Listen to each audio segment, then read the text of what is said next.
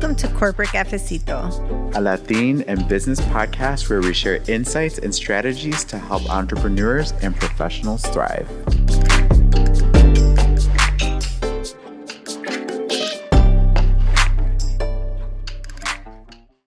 Hi, everybody. Welcome back to Corporate Cafecito. Yo soy Nayeli Suarez Gas. Y yo soy Carlos Butler Vale. Today, so Carlos and I were talking about things that like scarred you when you were little, or maybe you didn't know were scarring you, or things that like jolted you in your adult life. But we were talking about the language gap. Yeah. There was this funny meme I saw on Facebook, and it said, "I speak two languages. That's why I have an accent. I speak to you in English because you only know one language." Oh. And I was like, oh, that's so true. Yeah. You know, that's so true. Like, we know we're bilingual. Yeah, absolutely. Maybe you know more than two languages. Maybe you're multilingual. But it's that sense of like, what does your accent say? Absolutely. And I think one of the challenges that I keep hearing a lot from people who do have accents is that they feel oftentimes unseen, unheard. There's a lot of microaggressions that come along. Where are you really from? Yeah, where are you from? I can tell you're not from here. How do you pronounce your name? Yep. Which it may not necessarily be a bad thing if someone's trying to obviously educate themselves on it. But it could be a little challenging. But sometimes even some of the most brilliant people feel that by the simple fact that they have an accent, that all of a sudden they are being less regarded as highly as others. Yeah, and you know what? So ever since I was little, in English-speaking world, no one could say Nayeli, right? And they would be like, what? And I'd be like, the two L's, they make a Y. And, and if my name is originally spelled Naxheli. I didn't know That's that. how you spell it in Nahuatl, in the Zacatecan area. But I was like, they started calling me Nayeli, and that's the name I kept. Okay. Until, in my professional world, I would be like, I'm Nayeli. I don't mind it. I actually love that people try to pronounce my name. Yeah. So if you get close, I appreciate the effort. Yeah, absolutely. I think when you and I were talking a little bit, it's funny because I moved here when I was 7 years old. And so I started here in the second grade.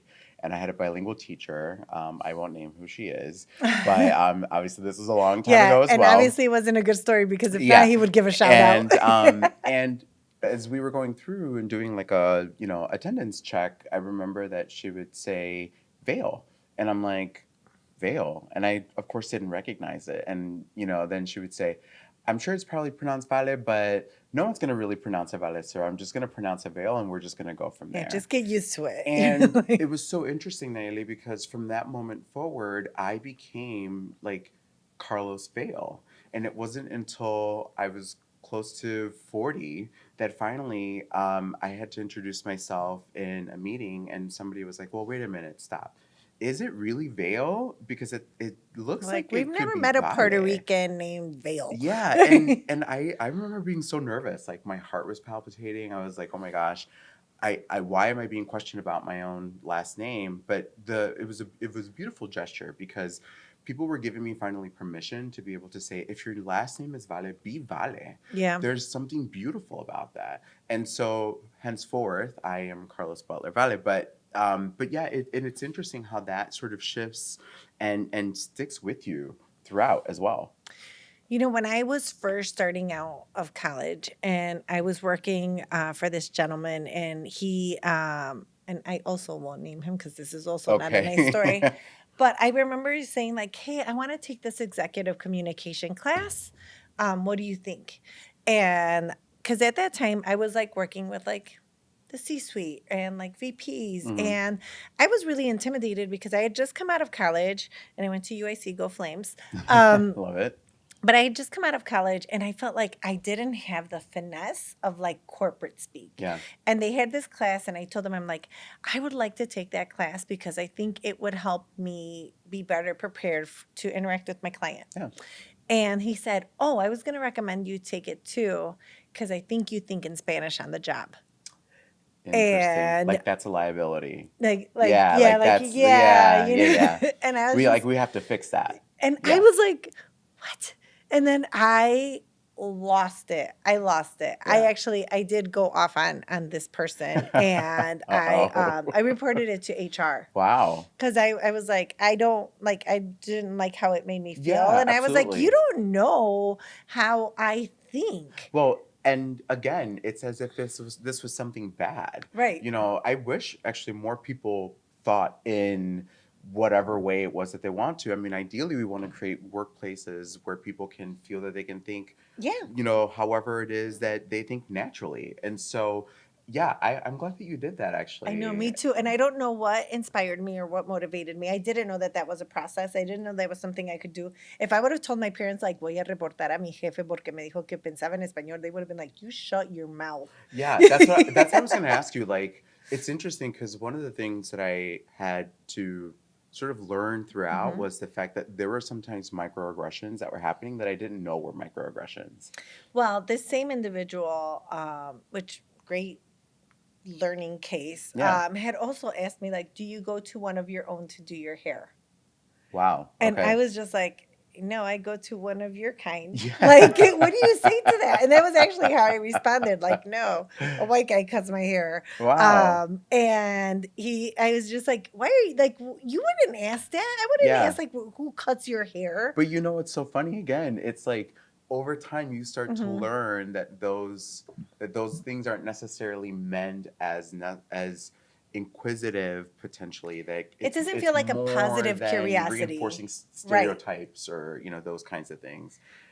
I wonder what prompted you at that point to just was it like a gut feeling that was like I don't know if this is right or wrong, but something just doesn't feel right about You this? know what? No, it was just rage. I was just really angry. I remember feeling like this person's putting me down, and it was like a couple different things like, but Oh, that one was the one that I was just like, no, like F that. okay. Like this I've got to say something. Yeah, this topic reminds me of when we were talking to Dr. Madeline, remember, and from Windrose, and she was telling us the fact that she came from Peru, I think, if I remember Mhm. correctly, and she had studied at some of the best places, and she was teaching, and she kind of created her own barriers as she was learning, and she was doing, in some cases, like a first entrant in a lot of these, really Fields, now yeah. fields that are amazing. And she was talking about the fact that, like, some of that trauma, some of that PTSD,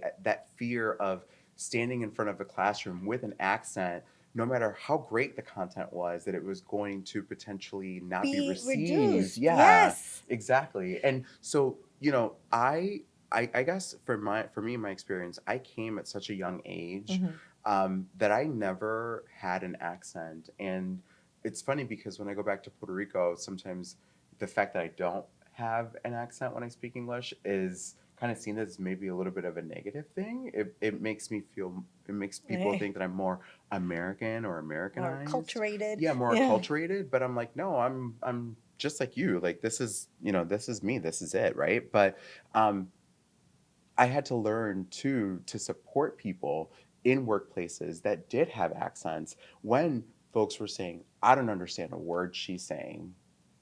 Could you say it, can you say it again, but say it a little bit more slowly?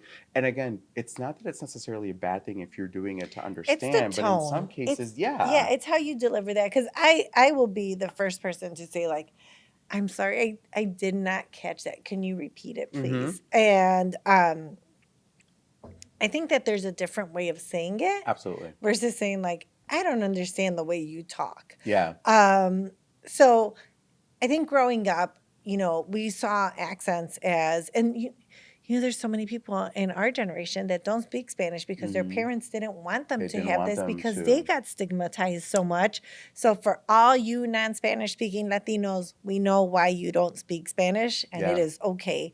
Yeah. We still love you, and you're still part of the community. And I think that Absolutely. that's really huge because it's like your parents were protecting you Yeah. from having the accent or from being seen or not heard. Yeah.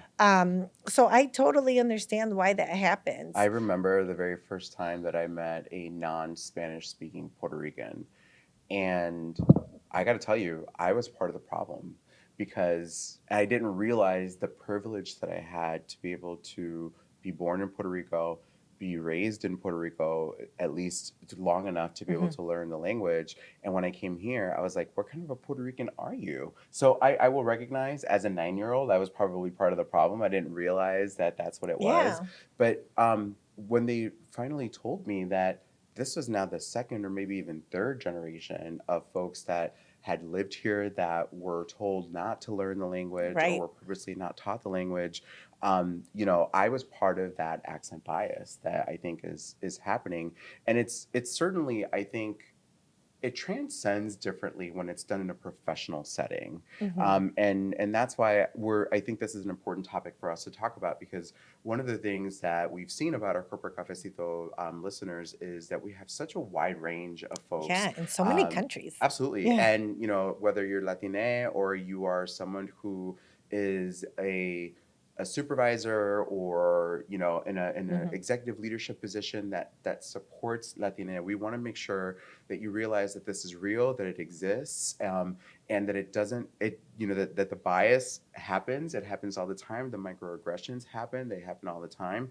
And that, especially in this moment when we're seeing the shift in demographics, we need more Latinos at the table. We And do. so if you have a great perspective and point of view to bring, whether it's with an accent or not, Say we it. need it. We need it now more than ever. So it's really interesting because I'm gonna flip it now for people who do have an accent, Hmm. and when we hear our accent in someone else, how comforting hearing that accent I love is. that you brought that up. Like it's like, oh my God, when I walked into a room and I hear someone, I'm like, first I naturally look to see who else is a Latina or Yeah. Latino or Yeah, yeah, Latina yeah. here, Yeah. because I'm like, Yeah, of okay, course. okay, I see you, I see you, I see you. But then you hear them talking, you're like, it's like home.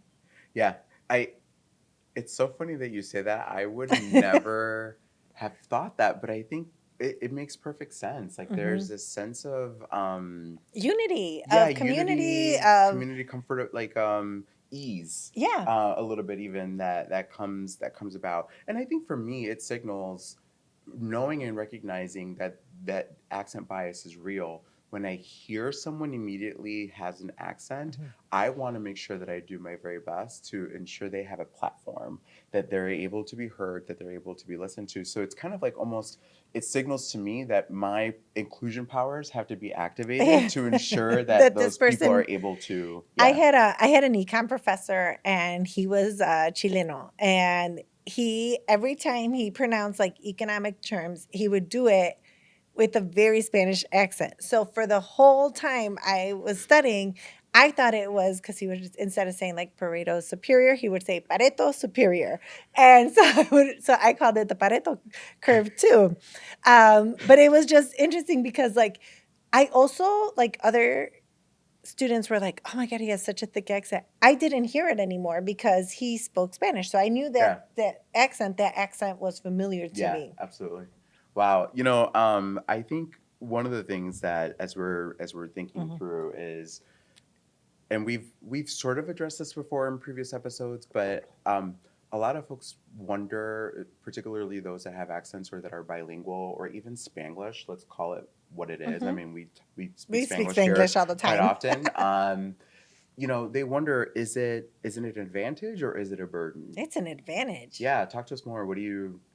Well, to me, okay, it says, I love little quotes and things like that, but I saw one and it says, the next time you blank on a word, just say, I don't know how to say it in English because it'll make you sound smarter because they'll know you know other languages. Ah, I like that. And I was like, oh, that's so true. Because if we do dominate two languages, like, Ay, ¿cómo se dice? yeah, I don't know how to say this word in English. Um, I like that. I think that it's Spanglish is part of our culture. It's Yeah. part of our identity. It's how we communicate. Yeah, And to me, it's a sign of that like biculturation, absolutely. where I have words from here and I have words from here and I can navigate it easily. There was Senora Jacobo, who was my kids' kindergarten teacher. She would send them a postcard before school started, before after they left her class. And she was actually then she did third grade. So this would have been right before third grade.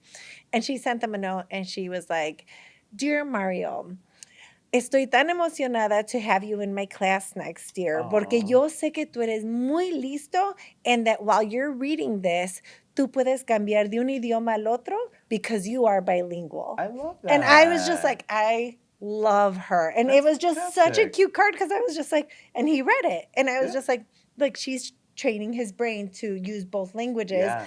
and to just weave them in. Because I think part of it is when we stop and we have to translate, like when we're learning a new language, Yeah. then we're thinking about it. But a bilingual brain flows, Yeah. and that to me is where Spanglish comes from. It's Yeah. it's like we're just talking, y yo no sé cuando cambio de un idioma al otro because we're just having a conversation. Absolutely. And it's also the reality. I mean, one of the smartest marketing things that I've seen, again, we often talk about the Latino purchasing power, obviously the power that we have Mhm.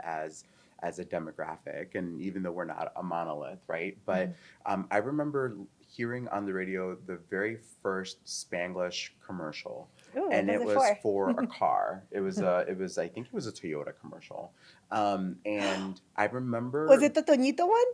I honestly, Okay. it's been such a long time, but I can't remember. But I just remember the way that I felt. And at first, I was like, "What in the hell? I think How are we all I've of a seen that sudden going commercial. from English to Spanish like that? No, no, no. You need to make a full Spanish commercial." But then I was of course looking at it through my own bias lens. The reality is that my nephews That's and how a we lot of the talk. younger generations, that's how they process, that's how they hear everything. You know, when I'm on the phone with my sister, we do Spanglish all the time. And so it made a lot of sense from a marketing Yeah. perspective because now, by the way, even if you are not a native Spanish speaker, but you happen to be listening to this commercial and you can catch 60% of the English words, Mhm. you're not going to be intrigued.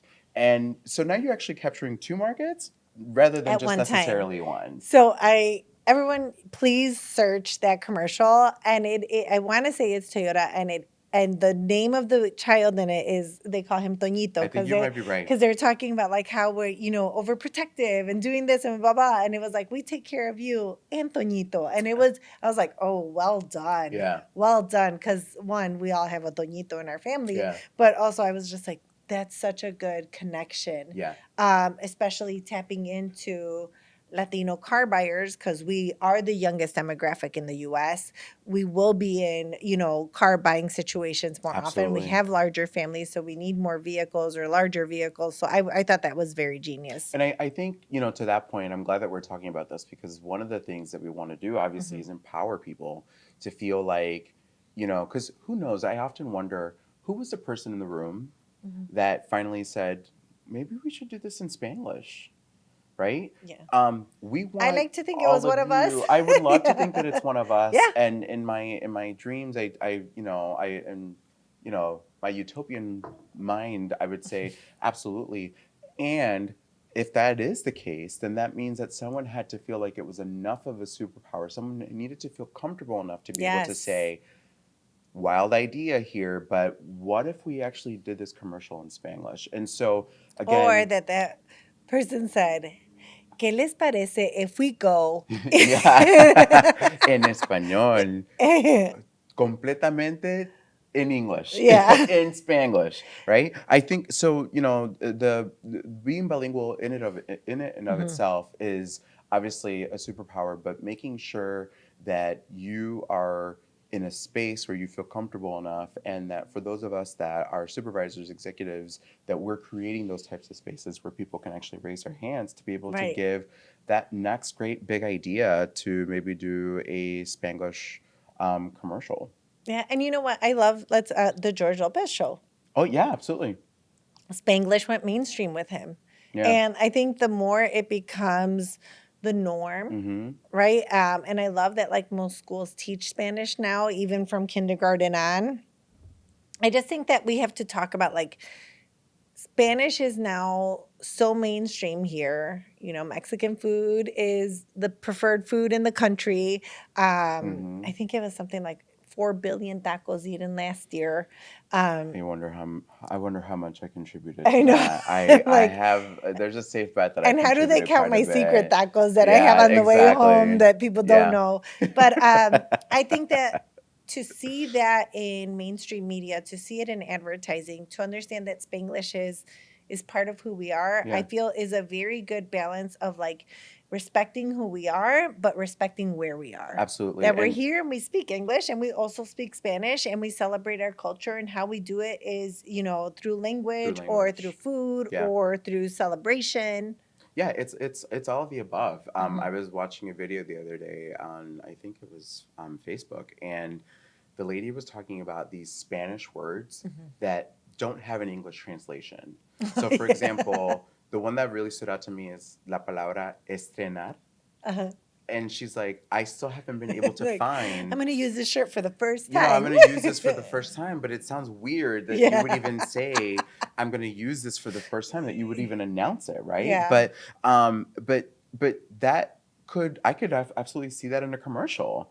I could see that in Yeah. some sort of a marketing scheme. And, thinking about that, one of the things that I would encourage folks to do too is, if you are someone who always wished that they could be bilingual for the reasons that Yeah. we talked about, or any of the reasons that we talked about, um, explore that. Explore that bilingualism, explore that Spanglish, element of you, even if you only, Yeah. now they call it the no sabo kids, My which, kids are the no sabo yeah, kids. and I have a They nephew speak Spanish, but they're translating it in their head. in the, And yeah, that's the difference with the bilingual brain, because they'll say like "cómo fue tu día?" And I'm like, you uh, don't say "how was your day" in yeah. español, you say "cómo te ¿Cómo te fue?" fue? And ¿O qué so tal tu día? those O little yeah. things that don't that, but I'm like, but they're trying, Yeah. right? And you know what? When we go to Mexico, other cousins make fun of them, and that's fine. But they're Yeah. still trying to communicate, and I love that. That I absolutely, and one of the things that I'm starting to see is a surge in Hmm. people that weren't necessarily taught Spanish, that are now wanting to explore more about their cultural roots. I know someone who's actually been traveling in South America right now, who is going through, who we may actually have on the Oh, podcast, nice. who is going through and trying to learn a little bit more about that element of it. And part of it for them has been connecting back to language and understanding,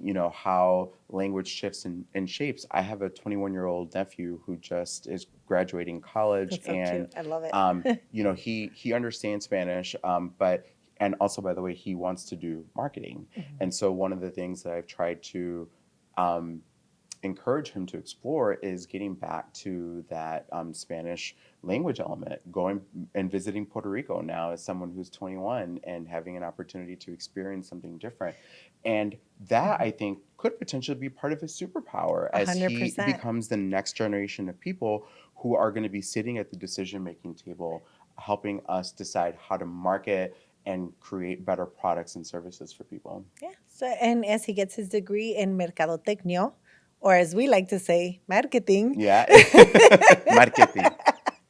I love that he wants to be inclusive and to celebrate his culture.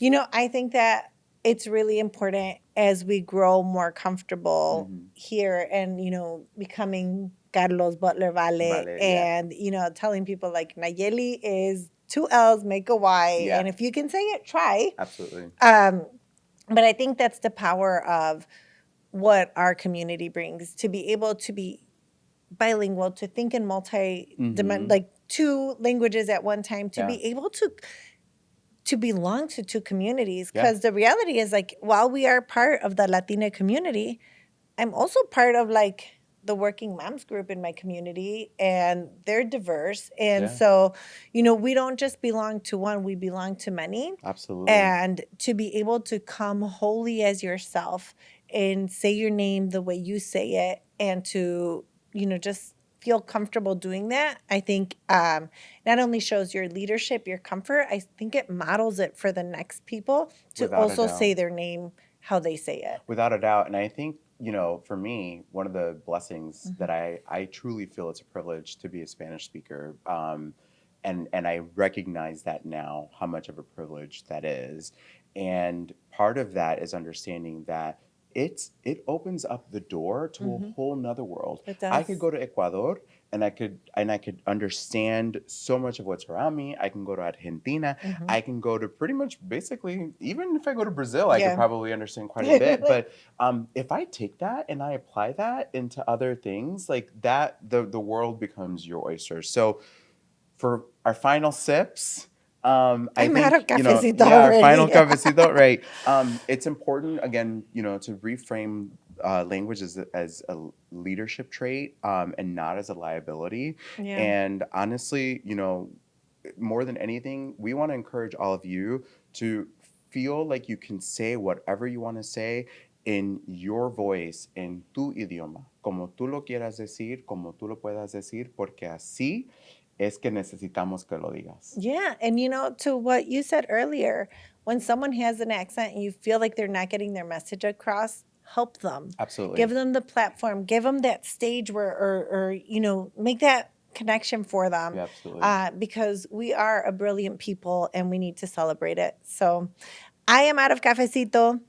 I'm almost there, but this is a great time to wrap up. Yeah. So So we'll hope to see you soon at the next Corporate Cafecito podcast. bye.